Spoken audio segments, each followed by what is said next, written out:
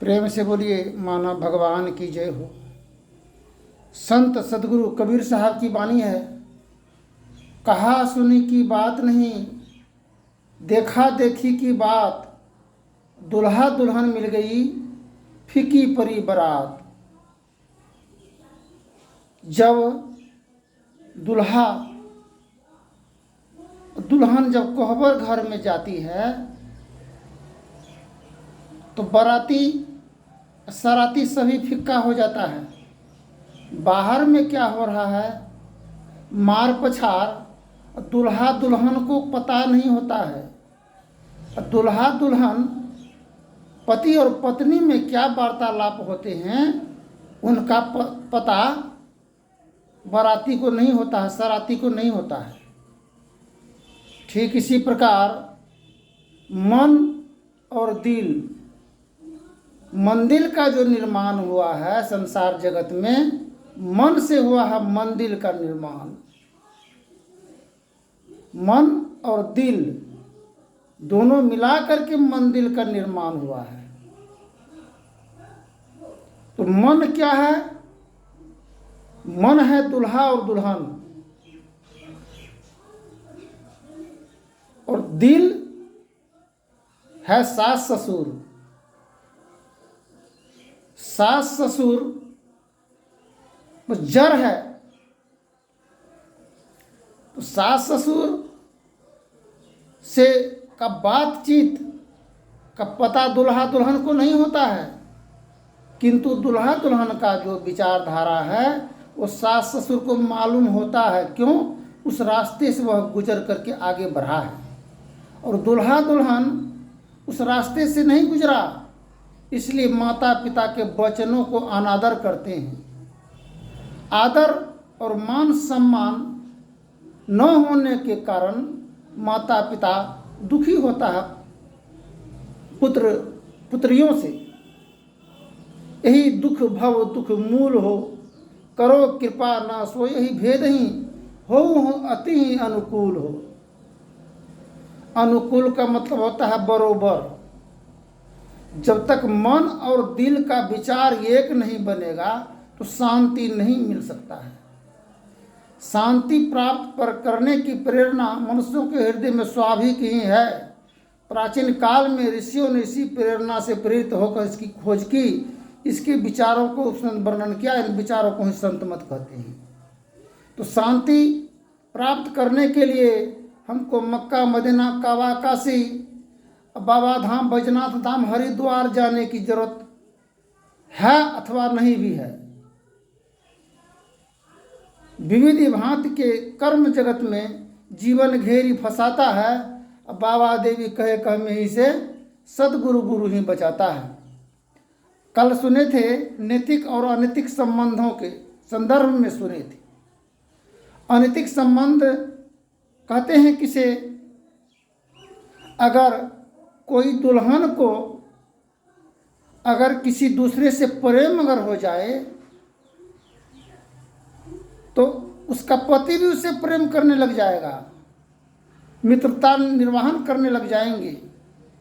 क्यों? अर्धांगिनी आधा अंग का मालिक जो विचार पत्नी के दिल में उभर करके आता है मन में, वह पति में प्रवेश करता है, और जो पति में आता है वह पत्नी में प्रवेश कर जाता है। इसलिए इसका नाम मंदिर है, चलता फिरता तीर्थ है। ये प्रयागराज है, मथुरा काबा काशी इस दिल के अंदर में है।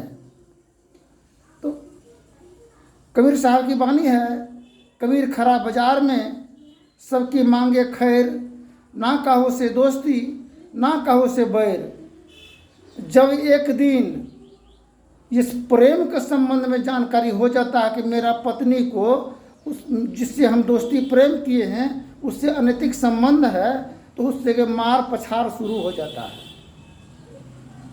और जिससे दुल्हा प्रेम करने लग जाता है कोई लड़की से, कोई युवती से, तो पत्नी भी तब तक पता नहीं लगता है, वो भी मान सम्मान आया गया। जब पता लग जाता है तो वहाँ भी मार पछाड़ शुरू। तो अनैतिक संबंध स्त्री और पुरुष को अन्य किसी के साथ होना, यही तो है जीवन का सबसे बड़ा दुख का कारण। इसका निवारण के लिए क्या करना चाहिए हम लोगों को? इसके निवारण के लिए दोस्त अपने आप से लगाने की ज़रूरत है। दोस्त अपने आप से जब दोस्त लगाने लग जाएंगे, हम जिगर को माने कि फिगर को माने। आज तक हम लोग जब तक फिगर से मन नहीं हटेगा तो जिगर के तरफ नहीं आएगा। तो जिगर को मानने से जीवन का कल्याण होगा, शांति सद्गति प्राप्त होगा। फिगर को मानने से शांति नहीं मिलेगा। कल क्या कहे थे, बस मैं यही एक भूल करता रहा, दाग लगी चेहरे पर ऐनक को मलमल कर साफ करता रहा। हम लोग मंदिर जाते हैं, मूर्ति को सफाई करते हैं, मंदिर को धोते हैं, किंतु मन को तो सफाई करते नहीं हैं। मन के अंदर में जो मन मैला पड़ा सदियों से है, युग युगान चौखाने में भरम भरम दुख भरी पाएऊ पनी पुनिय जहू नहीं रहुते दूरी। पल पल मन मायार में कबू बिलग नहीं होता, भक्ति भेद विस्तार है दुख सही सही रोता। अनैतिक संबंध अगर पुतहु अगर ससुर के साथ में दुराव्यवहार और अत्याचार बदतमीजी बेहया के तरह सलोकत करे तो क्या ससुर क्या उसको प्रेम छवर नहीं करेगा? वो बद्दुआ और श्राप देगा। कभी देखने के लिए नहीं चाहेगा ससुर सास। उतना ही नहीं, उनके नैहर के परिजनों को भी देखने की पसंद नहीं करेगा, चाह नहीं करेगा, इच्छा नहीं होगा। एक औरत घर में आकर के घर को फुलवारी सजा देती है और एक बुझा देती है। ठीक इसी प्रकार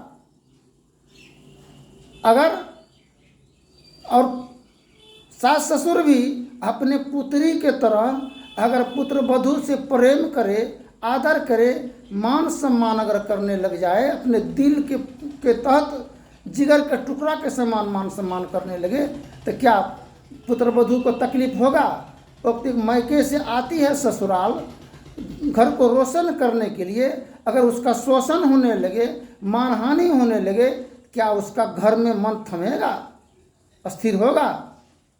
दीपक की प्रकाश चारों तरफ प्रकाशित कर सकता है, किंतु अंतर्जर के अंदर में प्रकाश नहीं होता है। ठीक इसी प्रकार संत महाज्ञानी जन दूसरों को अन्य सभी को उपदेश देते हैं, किंतु अपने तरफ उसको अंधकार पड़ा हुआ है। अंधकार प्रकाश वो शब्द पट रहे, जीव पर है छार है, कर दृष्टि योग साधन ये हटाना चाहिए। इसके हटे माया हटेगी, पड़ोसी होगी एकता, फिर देवता दैत्य नहीं रहेगी, इसमें मंदिर चाहिए। पाखंड अहंकार तजी निष्कपट हो दीन हो, सब कुछ समर्पण कर गुरु सेव करनी चाहिए। आज हम लोगों को समर्पण की जरूरत है।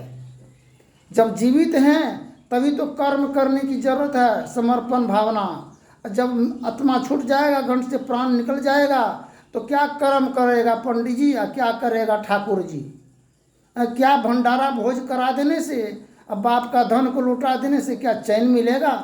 चैन तो तभी मिलेगा जो सुंदर भोजन बना करके, जिस प्रकार मंदिर जाते हैं प्रसाद चढ़ाने के लिए, उस प्रकार शुद्ध और विचार मन से अगर भोजन बना करके माता पिता सास ससुर पति को अगर भोजन ग्रहण कराया जाए, तो इससे तो ये तो कल्याण होगा।